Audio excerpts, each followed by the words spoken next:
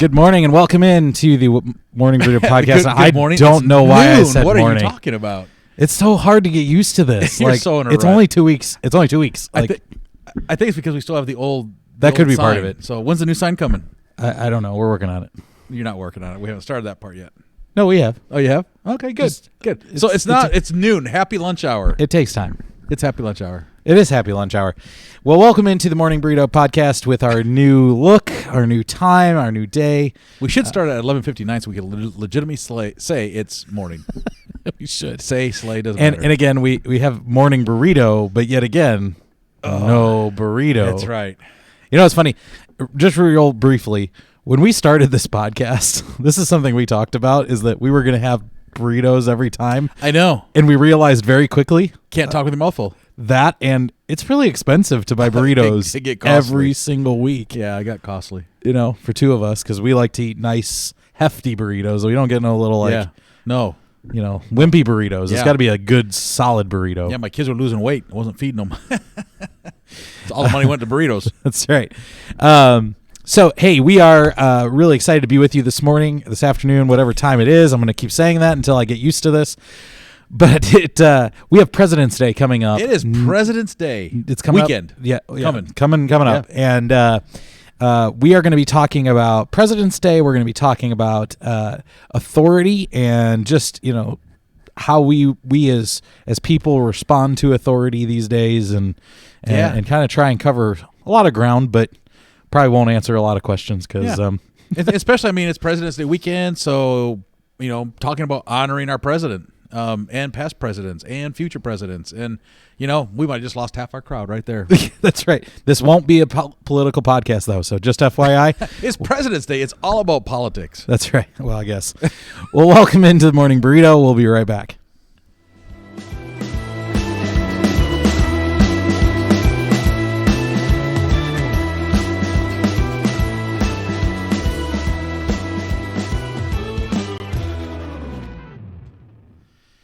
All right, so we are back, and it is the Morning Burrito Podcast. All right, let's get into this conversation. I'm Eric. We already said that, though. We did not. We didn't? You did not say that in the first section. Okay, I'm Michael. See, you need to drink coffee. No, I don't. You do. I See, have my water. I'm it's- good. It's after And coffee look at- hour, so I'm on See, water. it's almost gone already. I know. This is my third one. You know, I'll probably have to pee in like 20 minutes. I haven't gone all day. That's a lot of fluid. Anyway, don't want to talk about that. It's President's Day. Yeah, so we're going to focus on President's Day. But, hey, as we talk about just, you know, authority as a general topic Yep. to get us started, let's start with our teachers, the principals in school. You know, when we're growing up, we all have maybe that one or maybe two that you grew up with. Man, Dozens. they terrified you. Dozens. Tell me a story Yes. about a teacher or somebody in the school that just man, one? I mean, you could tell more than one. That's Just one? okay. We got time. So there's this principal actually. I went to a Lutheran elementary school, and it was not good. I got sent to the principal's office. And yes, my folks know this. But I got sent to the principal's office, and it was like this dark hallway you had to walk down, and they had some kind of music playing. And I mean, you're in school. Who plays music in a hallway in school? Anyway, you go down this hallway, and you open up the principal's door, and it creaks when you open it. I mean, it just fit like. Now, I grew up in a home where we watched scary movies.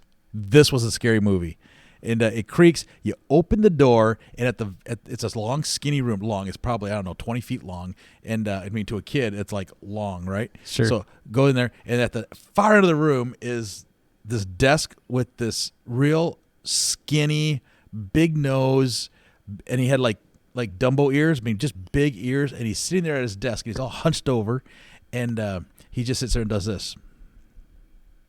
I think he probably did that to every kid that came in, and it's like I stood in the doorway, and I was scared to death. I don't remember what happened beyond that, but I'm alive, so that's good. I suppose that's a win. Yeah. And then I had a teacher in high school, scared. Oh, just scared. She was an alcoholic. You could just smell the alcohol all over. I don't know why or how she got passed and still taught and all that. But she was teaching English, and when you did something wrong in class, whoo, man, it wasn't the punishment. it was just her coming over and talking to you that you didn't want to happen. So that's a different kind of fear. You don't want that, but it still didn't keep us in line. But so I don't know. That's not really all scary stuff. But I mean, did I respect them? No, I was too afraid. So I would say that when I was growing up, I didn't have any teachers that I was afraid of. That I had any I had healthy fear, I suppose, but nothing that terrified me like you see in movies. Like I didn't have that. The principal, though, when I was growing up, Mr. D'Amico, and he still follows me on Facebook, which is really cool. Like he'll either like or comments every once in a while. He'll comment on something that I post. But Mr. D'Amico, when I was a kid, man, that guy, he scared me. He scared me, and he was this big Italian guy, right? So I mean, just a ginormous man like my dad, and he was good friends with my dad. So I always figured like, does I your was in dad trouble. know that he's ginormous? Like ginormous as in like I'm a little kid. They're Okay, big all right. men. I just wondered. They weren't huge, but anyway, derail me on that. But Mr. D'Amico had this like way about him that when he would open his mouth to talk, you better shut your mouth, because if you keep talking when Mr. D'Amico's talking, you're not going to like the results of it. I got in a word scuffle with a boy one time. I was probably 4th or 5th grade, I guess. And I will never forget this because it was so bad and so traumatizing. I was getting in this word with this kid, Bobby. And so Mr. D'Amico comes in to the hallway and hears us going at it, right? He takes us both by the arm, and he did that thing, that the old guys the did. Scrunchy arm. Yeah, scrunch your arm. And he takes both of us with both of his hands. And this dude was strong, like just a stacked big guy. And he took us and he put us down on the floor. When I say put us, I mean like he dropped us to the floor, like we were gonna sit with our butts on the floor. And he said, "Cross your legs, and I want you to hold hands. Aww. And you're gonna hold hands until you guys can that's get along." nice. And he said it in this just gruff, voice. And you have these two boys, both of us crying, and all these kids are walking. Like, this is right in front of the office, which is the main area of the school. And all these kids just are walking through the hallway. And what do you think the kids are doing? Just laughing and pointing. And he thought it was great. He told my parents. My dad was like, "You got every bit of that. You deserved all of it." See, that's what we need to bring back into our schools.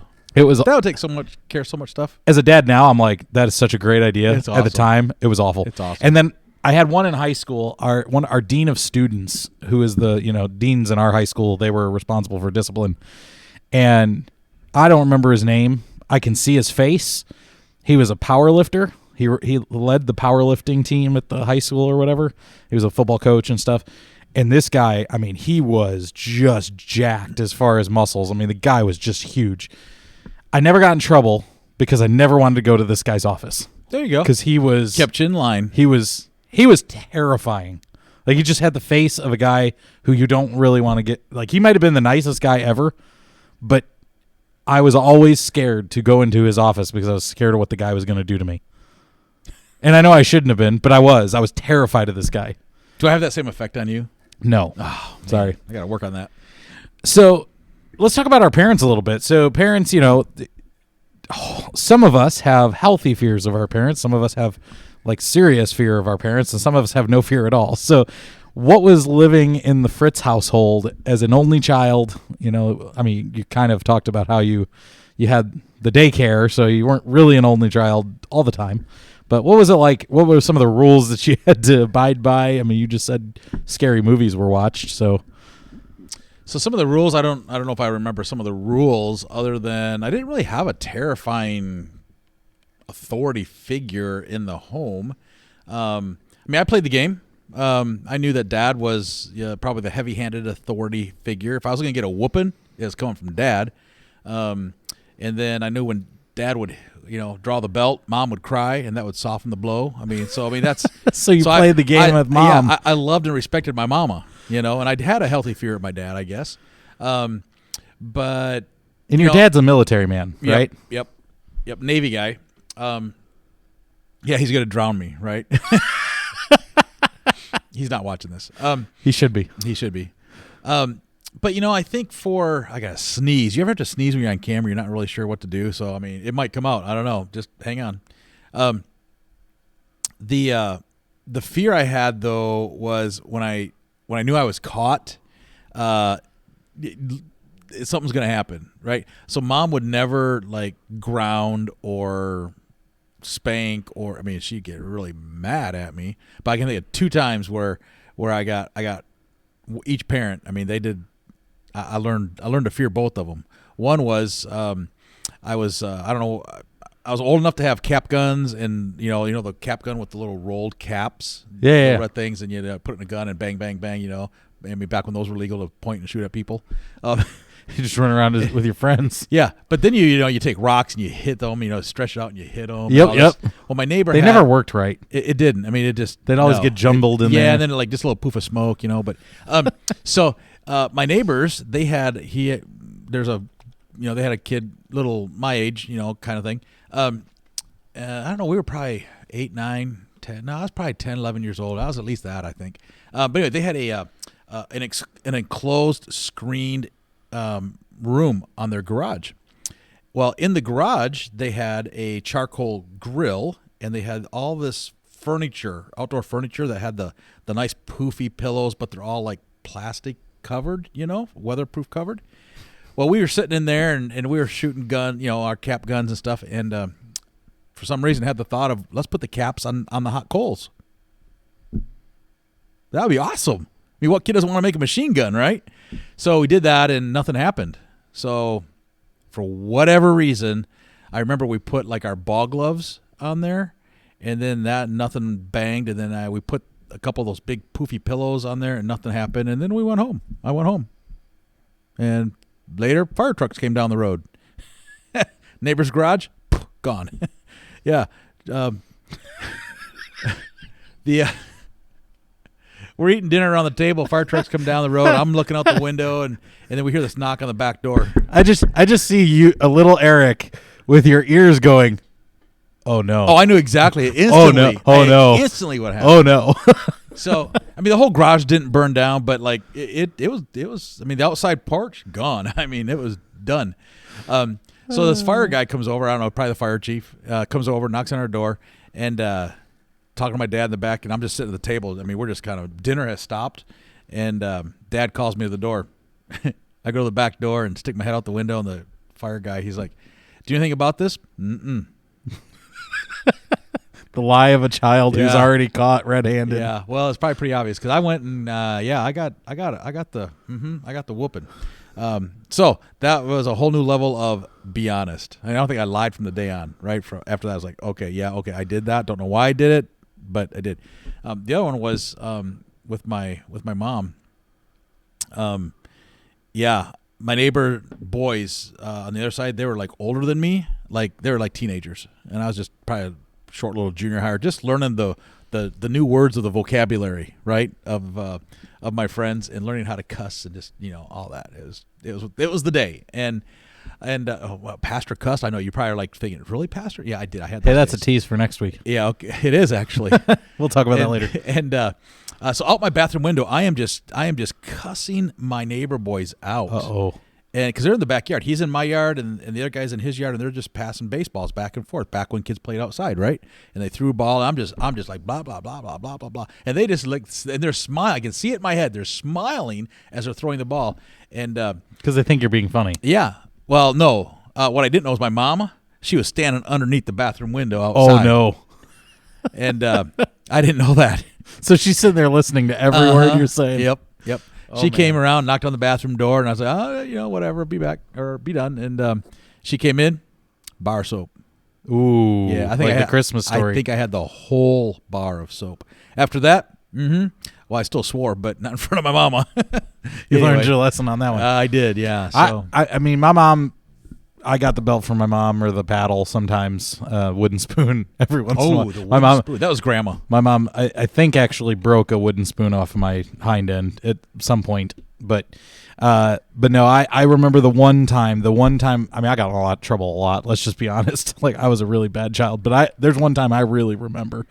My dad had always told me my sister's room, so we had like the regular roof, and then you had the roof over the garage, which was lower. And my sister's room, her window was right where you could technically climb out onto that roof. And so my dad had always said it's a rule: do not go out that window. Don't ever touch that window. Don't take the screen out of that window. This is back when you had screens like you could take out from the inside, and Right. it's one of those windows that does this thing. You just Okay. And so my sister had gone down the hill a little bit, same block, but down the hill to the end of the block to be with her friends. And I'm in the house by myself. I'm probably, I don't know, 5, 6, 7, somewhere in there. And my smart brain said, you know what? Why don't I just climb out that window and go out on the roof? Because I want to see what it's like to be out on the roof. And I'm not really a daredevil type, but apparently at this age I was. And so I climbed out. I got on her bed, and I climbed up to the window, took the screen out, opened it up, and climbed out the window because it was only a drop of a few feet. So I drop out, and then I realized real quick,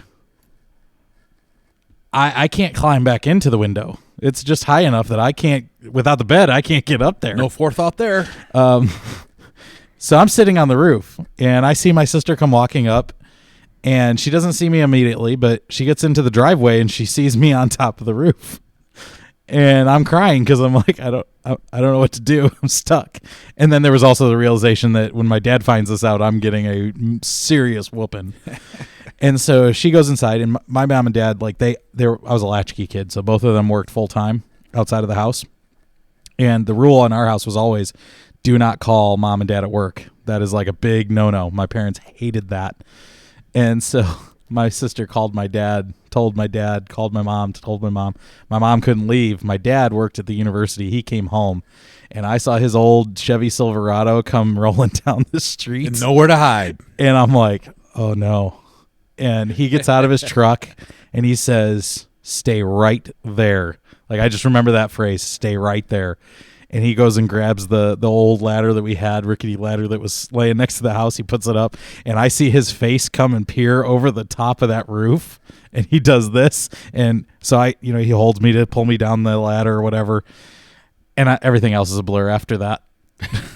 But you have to tell about it, though. There was a lot of tears. I'm pretty positive there were a lot of tears that night.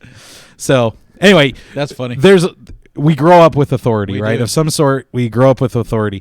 So it is going to be President's Day, and so let's do just a few President's Day quiz questions. And this time I don't have the cards like last week, so I can't good. get myself. That was a fail. I'm not going to get myself in trouble That this was time. such a fail. But let's see how well you know your presidents. Oh, I'm going to fail. Well, that's You all should have right. given me cards. Probably so. Okay, is this multiple choice? Yes. Oh, well, that's Okay. helpful. Number 1, president that served the shortest presidency, dying just 32 days after he was elected. Okay. Calvin Coolidge, James Garfield, William Henry Harrison, or William Howard Taft.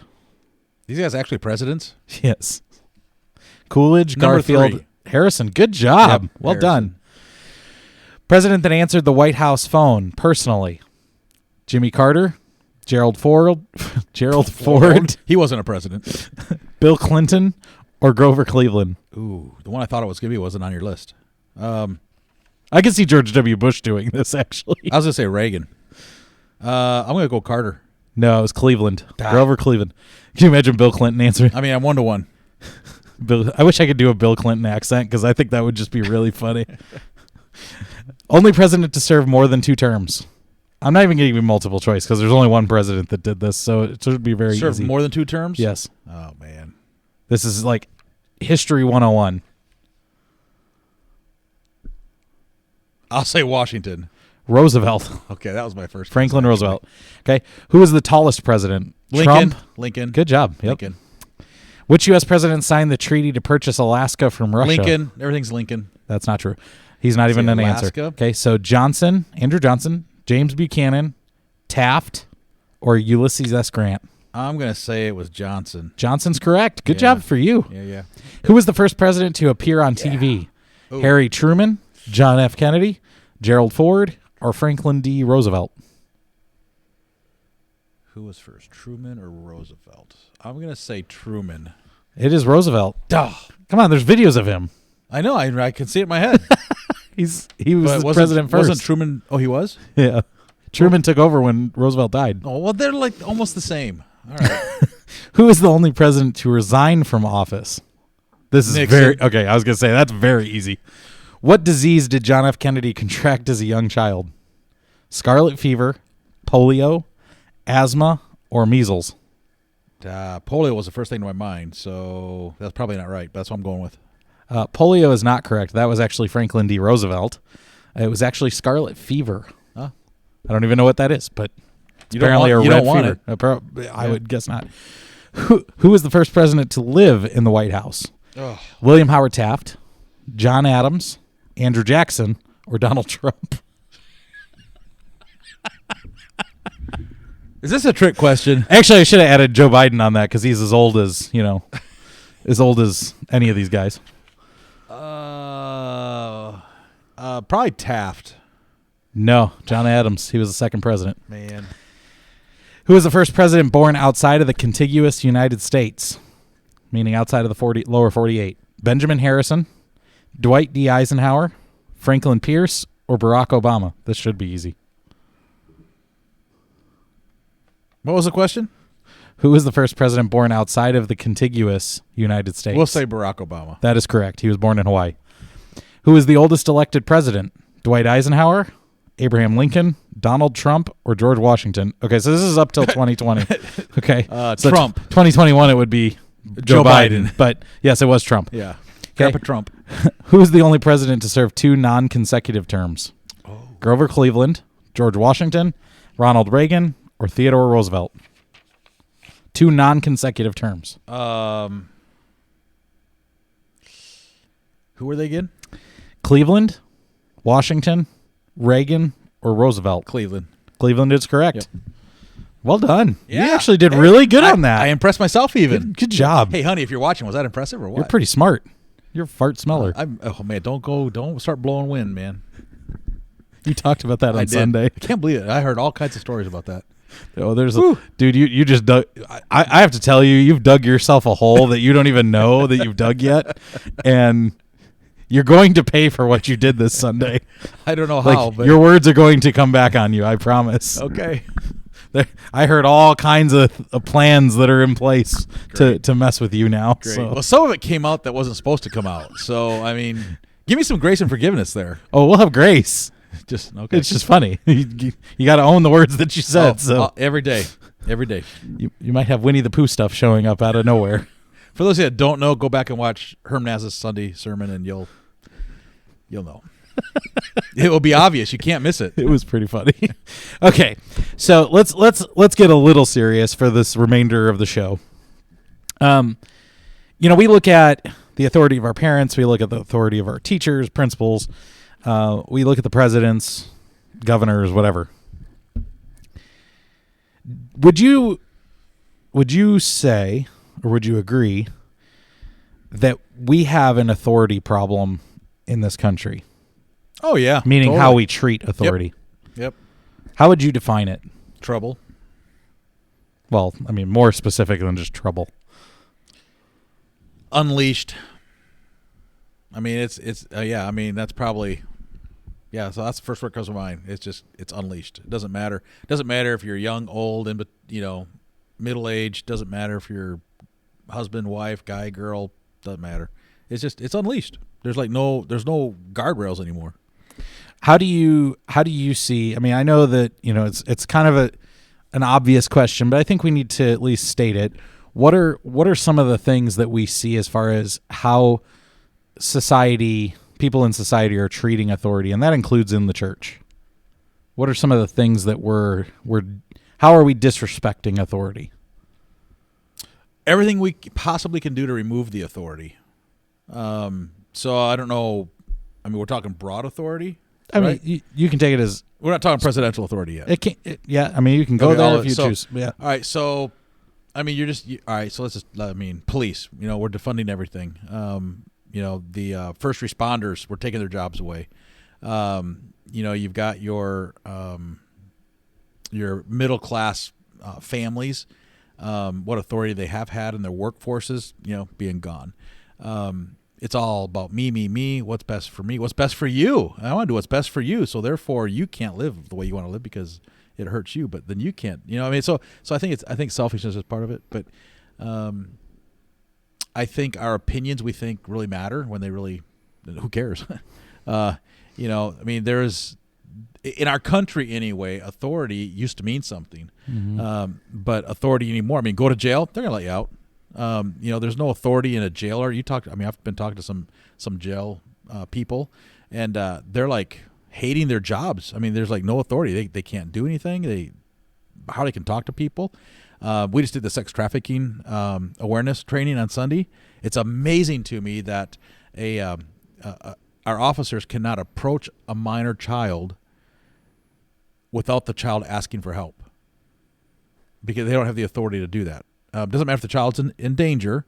They need the child to say they need help. And now that's the other side of the river. That comes from Washington, maybe not Oregon. I'm not sure if that's true in Oregon, but so those kinds of things. When it comes to president, yeah, I mean, cabinet, it comes to Congress, Senate. I mean, just pick a political platform.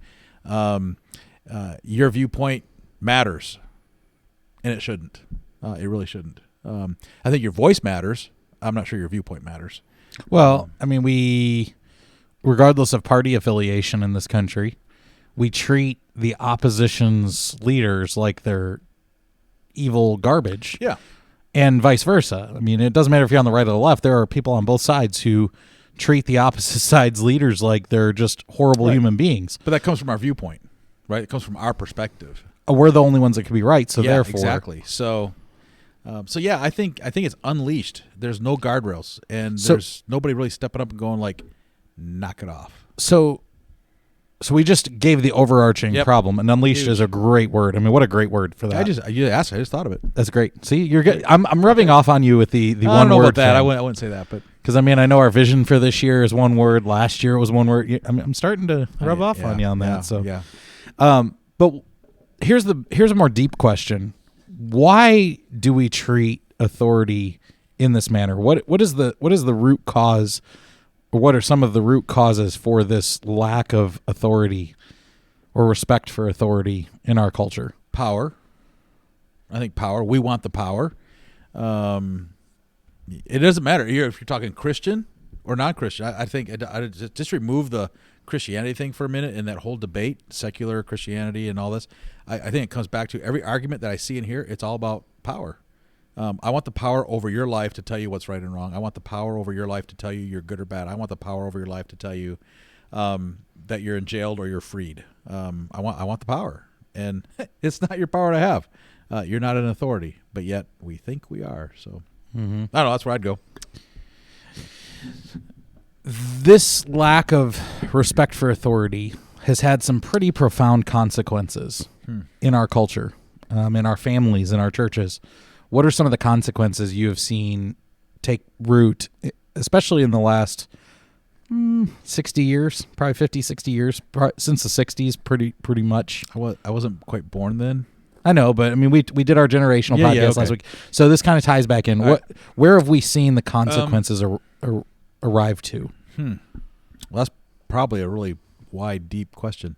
I mean, we're not going to answer it fully, but I mean, just some of the things. I think we see it in how we parent and raise our children, what we teach them with morals and ethics. I think we've seen that degrade because of our viewpoints and feelings on authority. I think... Before you come up with the next one, is this going to make somebody upset?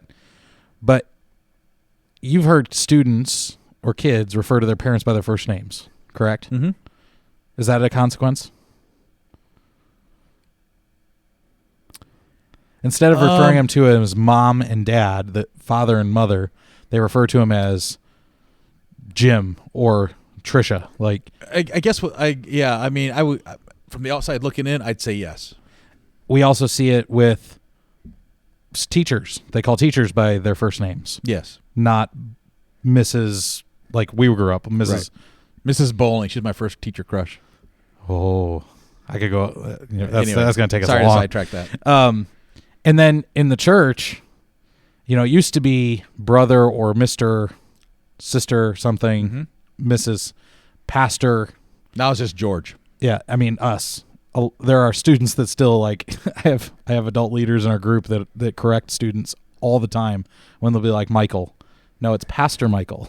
And I don't I'm not here for the title of pastor. Like, that's not why I'm here. I'm here to do what God asked me to. But besides that, that is a respect thing. That is an authority thing. And we've kind of diluted that down. So would that be just evidence of what you're talking about? Yeah. Okay, sorry. Go on. I was just curious. I forgot the original question now. So what are the consequences of... Yeah. So I think some of the consequences are what we strive for, our goals.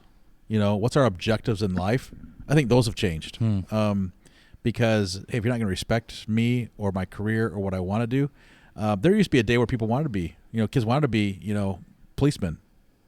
Anymore, parents are like, no, you're not being a policeman, right? So, because they're afraid. Yeah, and hey, I love the police. We pray for the police. Love the police. We support police department. So don't send the letter and all that because you're just caring if you do. So don't.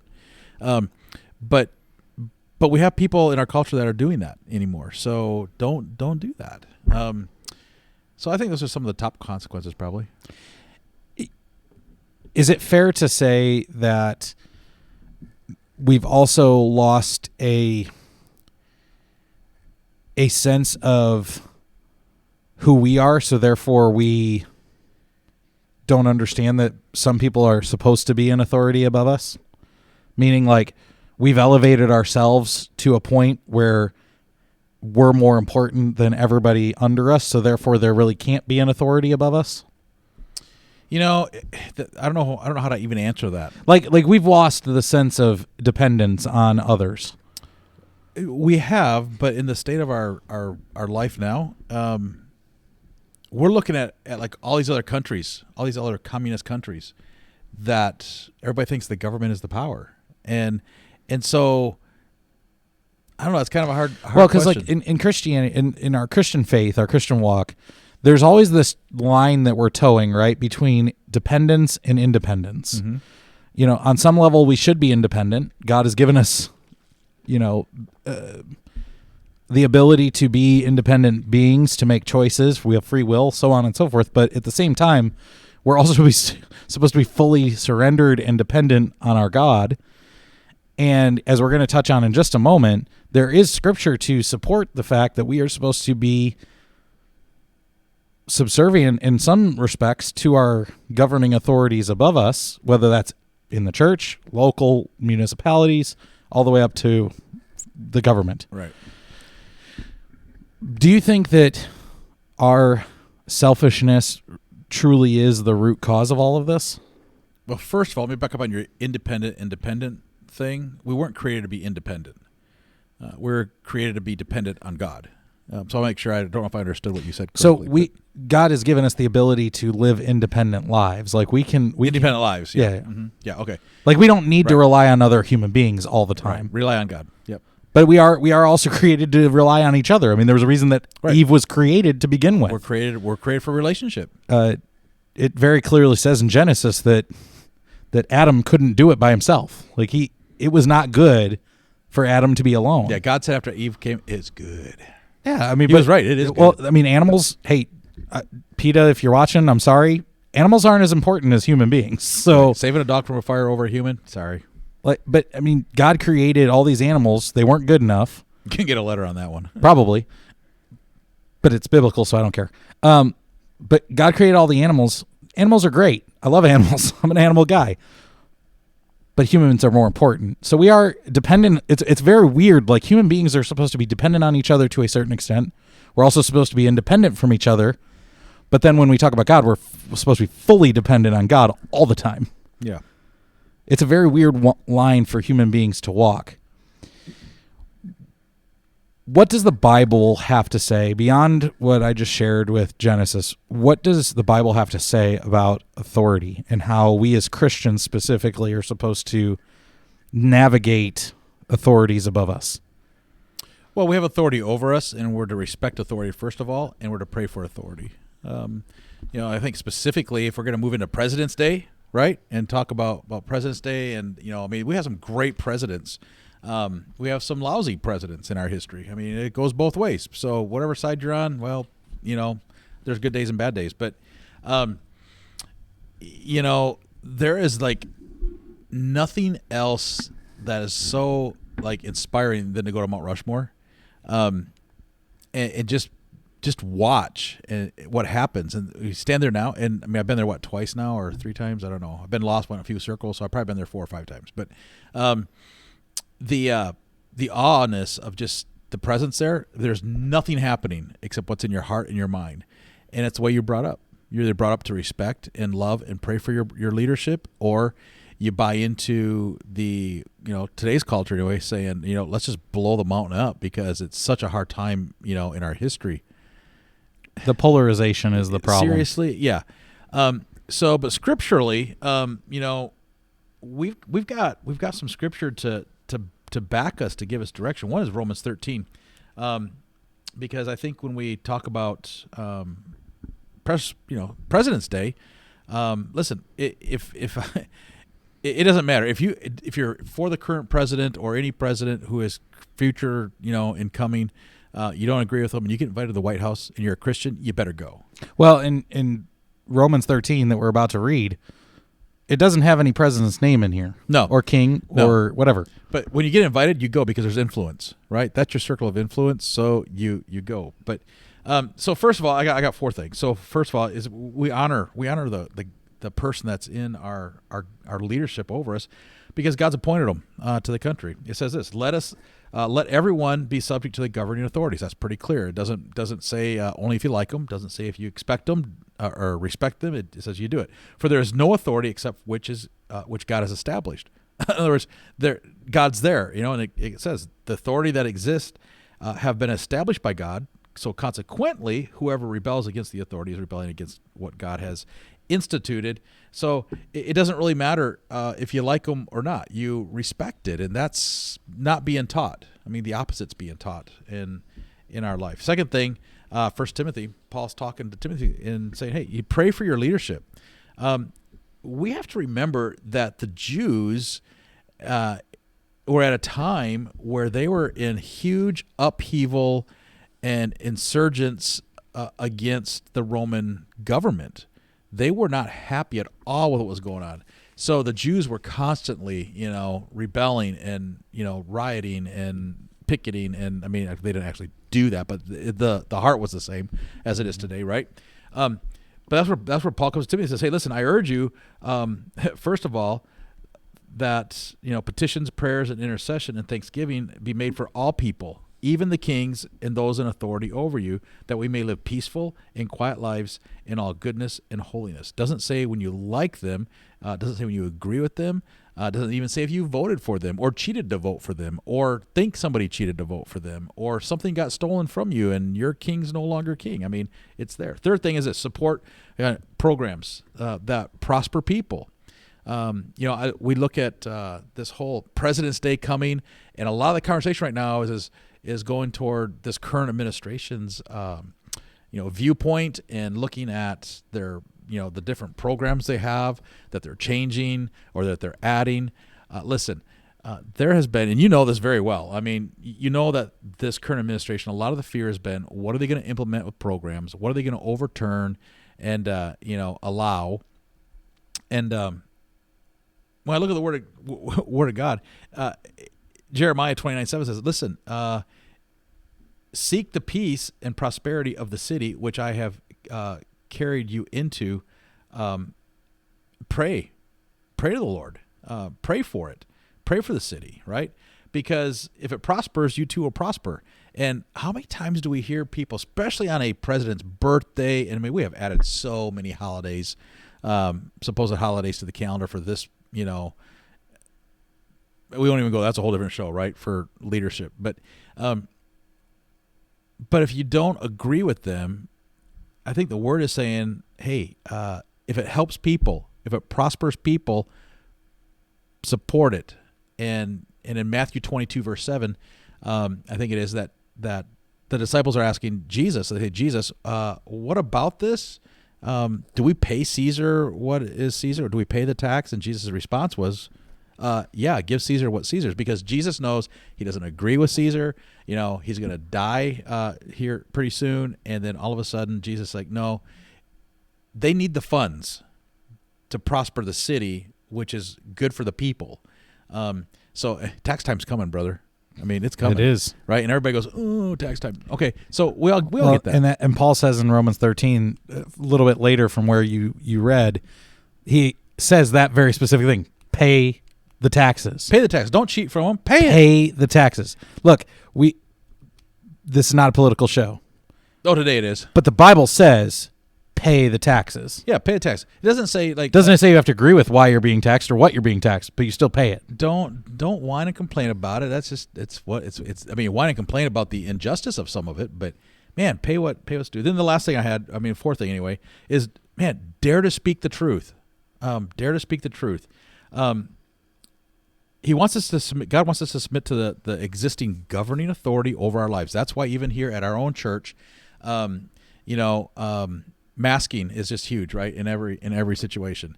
It's coming to an end, though, it seems across our country. Maybe. It was cool to see some pictures of kids in the Kansas City area today. First full day back to school as normal. They said as normal human kids. I remember watching a video last week of a kid or a class, like probably kindergarten, first grade, some very young kids, and they were told that they weren't going to have to mask this week, and the kids were like, "Yeah!" and they're jumping and dancing. It was just great. Yeah. So speak the truth. Acts 5:29 says, Peter and the other apostles replied, "We must obey God rather than human beings." There is a time where we have to speak out. Mask is not a time to speak out. We've talked this as a church. It's what we've been asked to do. Has nothing to do with our spiritualness. Has nothing to do with our religious rights and authorities. Has no effect on us as teachers and preachers. What it does have an effect on is how you view authority, and that's where the great divide's been. Now, when it comes to having in our church being told that we have to have, I guess what is thrown out there just for example, right? But the whole gender bathroom thing, no, we have men's bathroom, and we will always have women's bathroom. That is something you stand up for. I mean, that's okay. No, that's like crossing the line. That does affect us greatly when it comes to say you can't worship, you can't read, you can't talk, you can't preach out against what sin is in the Bible, and you can't list those sins. That's when we speak out. But you know what? Biblical justice and social justice, the word justice, look it up, do your study and homework. You'll see the big difference between social and liberal, or social and what's the other word? Oh yeah, Christian, spiritual justice, biblical justice. So justice doesn't need a qualifier. Justice is good on its own. It doesn't. So speak out, speak the truth, and criticize where you need to, but make sure that you're respecting the authority. So Sunday's going to be interesting because we're going to pray. We're going to pray for leadership over us. We're going to pray for our authorities.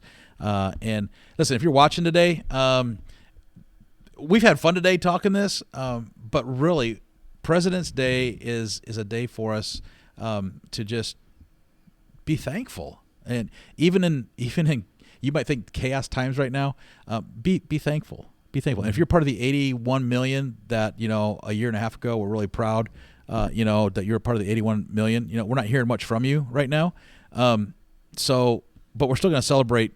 President Biden. May not like the man, but you got to respect the office. And I'm going to pay him what I feel like I owe him. I'm going to take a stand against the things that I feel like I need to do. And let me just say, as your pastor or a pastor, at least you're watching a pastor on the podcast, I would say the same thing for President Trump. Didn't agree with everything, still prayed for him, and respect the office. And I'd go to dinner with either one of these guys. And I'd go to the White House for either one of these guys, and I'd have either one of these guys in my home because that's where Christ would put me, and there's the sphere of influence. But you know what? We're on this side of the camera, and this is the sphere of influence we have. President's Day, honor your president, at least the office. Here's what I'll leave you with.